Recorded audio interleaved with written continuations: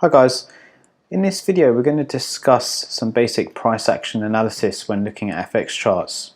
The idea of the trend is one of the most important concepts in technical analysis. A trend is really nothing more than the general direction in which a security or market's headed. They're not always easy to spot because prices, as you can see, they almost never move in straight lines. Prices tend to move in a series of highs and lows over time. In technical analysis, it is the overall direction of these highs and lows that make up a trend. An upward trend, which can be seen here, is a series of higher highs and higher lows. As we can see here, price comes up and creates a new high and a higher low, and then just about here creates another high and a higher low, and so on. Now if we were to join the lows of this chart very simply with a trend line that looks something similar to this, it's going to allow us to see the general direction in which the market's moving. A downtrend, on the other hand, consists of lower lows and lower highs, and this can be seen here on this Aussie dollar US dollar chart on the 15-minute. We see consistent lower lows and lower highs being created as our price action moves downwards.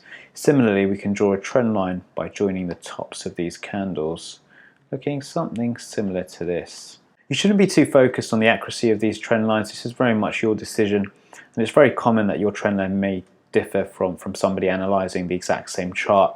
It's more so to give us an overall idea of where price may be heading and the direction in which it's moving.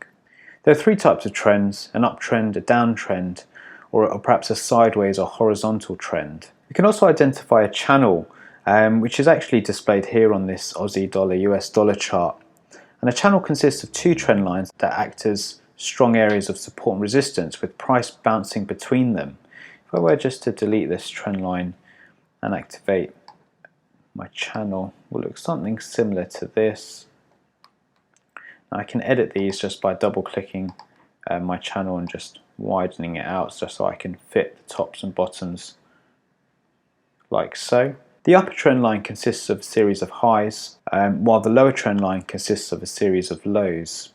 A channel can slope upwards or downwards, or even sideways. In this case, obviously it's downwards. But regardless of the direction, the interpretation will always be the same. Traders are expecting price to trade between these support and resistance trend lines until it breaks out beyond one of the two levels, in which case traders can expect a sharp price movement in the direction of the breakout.